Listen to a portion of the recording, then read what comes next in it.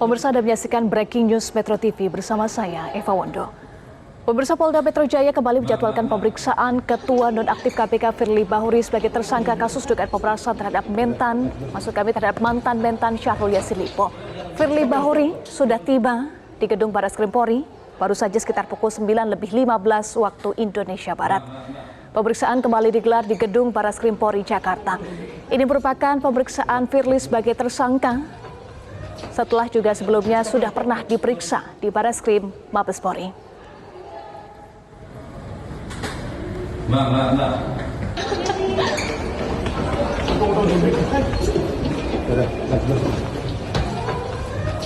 Untuk mengetahui informasi terbaru terkait dengan pemeriksaan kembali Firly Bahuri, sudah bergabung bersama kami reporter Metro TV Valerie Budianto.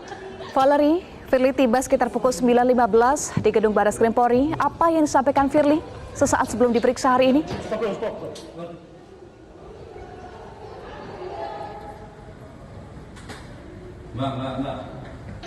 Valerie. Iya, pemirsa, kami masih memperbaiki jaringan komunikasi di gedung Barreskrim Polri sekitar pukul 9:15 waktu Indonesia Barat. Sekitar 5 menit yang lalu tadi Firly tiba, berbeda dari pemanggilan sebelumnya. Kalau misalnya biasa Firly ini tidak pernah masuk lewat pintu utama, selalu bersembunyi kucing-kucingan dari awak media. Untuk kali ini pertama kalinya Firly Bahuri masuk lewat pintu utama gedung Barreskrim Polri, dan tadi ia tiba seorang diri didampingi oleh seorang pengawalnya. Ia mengenakan baju kemeja lengan panjang berwarna abu-abu dan tanpa berkata apapun ia langsung masuk ke dalam gedung Barreskrim Polri, langsung mengantri di depan lift didampingi oleh salah satu ajudannya. Dan juga berbeda dari biasanya, kalau misalnya begitu Firly tiba ini didampingi oleh beberapa pengawalnya, khusus hari ini hanya ada satu pengawal yang hadir, mengingat juga beberapa pekan yang lalu pengawalan terhadap Firly Bahuri dari KPK ini telah dicabut. Dan tadi begitu kami tiba, Firly pun tidak menyampaikan apapun kepada awak media, ia hanya melambaikan tangan, kemudian juga mengenakan masker dan langsung menuju ke lift untuk menuju ke ruang riksa di lantai 6 gedung Dirtipikor Barreskrim Polri. Dan tadi kami sempat melihat juga mobil yang digunakan oleh Firly Bahuri juga sama, tidak menggunakan kendaraan pribadinya, menggunakan kendaraan yang berbeda. Namun kali ini bisa dikatakan bahwa Firly Bahuri ini menepati janji yang ia utarakan usai pemeriksaan di tanggal 1 Desember lalu, usai ia diperiksa pertama kali sebagai tersangka. Pemeriksaan pertama sebagai tersangka, bahwa ia berjanji tidak akan lagi bersembunyi atau kabur dari awak media. Ia akan masuk lewat pintu depan dan juga menyampaikan apa yang diperlukan terkait dengan materi pemeriksaan.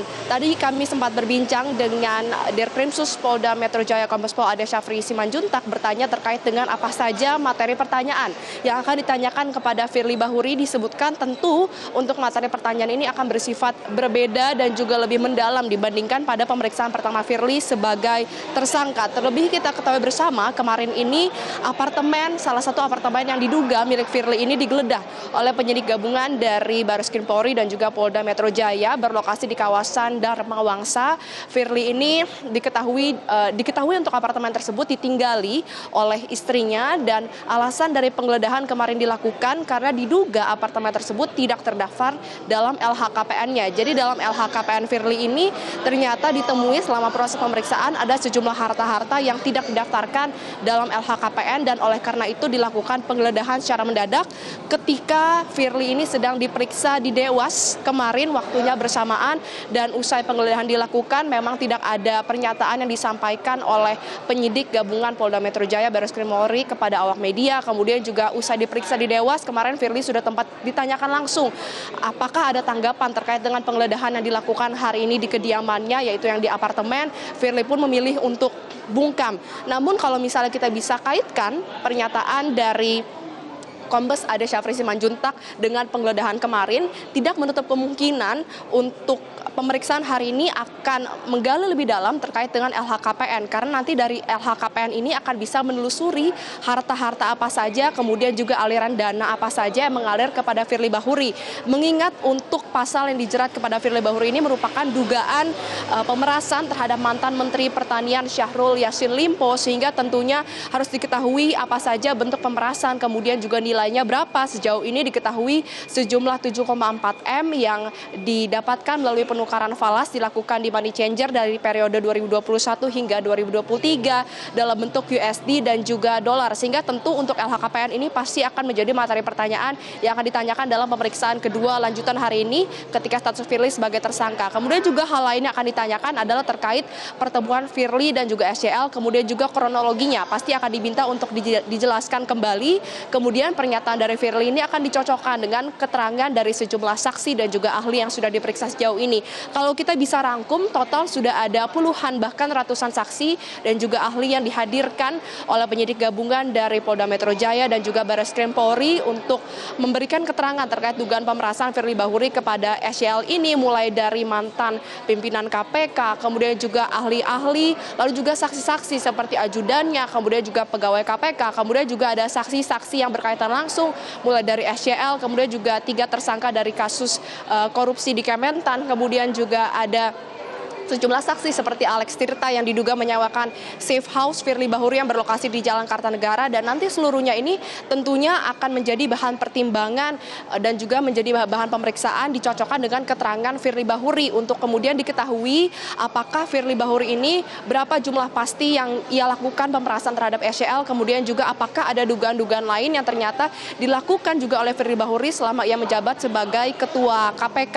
Kemudian juga yang menjadi pertanyaan yang cukup menarik adalah hingga saat ini Firly Bahuri yang masih belum ditahan, atau mungkin pertanyaannya apakah Firly Bahuri ini akan ditahan, mengingat ia ini merupakan purnawirawan dari Polri, ia bintang 3 Komjen, sehingga memang untuk posisinya ini cukup tinggi, dan juga jika kita berkaca dari proses pemeriksaan, ia ini memiliki kapasitas untuk bisa masuk ke gedung Barreskrim Polri lewat pintu-pintu yang berbeda, sedangkan kalau misalnya tersangka pada umumnya diwajibkan untuk masuk lewat pintu utama. Tentu ini harus menjadi bahan pertanyaan, apa pertimbangan yang membuat hingga saat ini penyidik masih belum menahan Firly Bahuri, karena kalau kita melihat pada pasal 21 ayat 1 KUHP, alasan dari penahanan adalah penyidik khawatir kalau misalnya tersangka ini bisa mengulangi tindak pidananya, melarikan diri, menghilangkan barang bukti. Namun apabila hingga saat ini penyidik ini menyebutkan kalau misalnya penahanan Firly masih belum diperlukan, bahkan sudah sempat diajukan pertanyaan juga kepada Kapolri terkait dengan kapan nih penahanan terhadap Firly dilakukan, disebutkan oleh Kapolri bahwa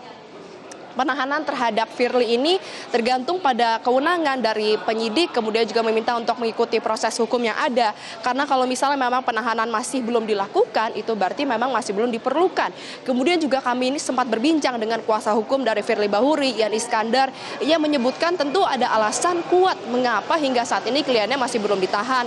Kalau dari Ian sendiri, ia yakin Firly ini merupakan sosok purnawirawan Polri, kiprahnya, rekam jejaknya ini sudah mengabdi kepada Polri, sehingga tentu Firly Bahuri ini dipercaya tidak akan kabur, tidak akan menghilangkan barang bukti maupun mengulangi tindak pidana. Namun di sisi lain beberapa pekan yang lalu sudah dilakukan atau dikeluarkan surat pencegahan Firly Bahuri ke luar negeri, dikeluarkan kurang lebih sekitar di bulan November dan berlaku selama 20 hari, dan kalau misalnya bisa kita hitung ini berakhir pada tanggal belasan Desember.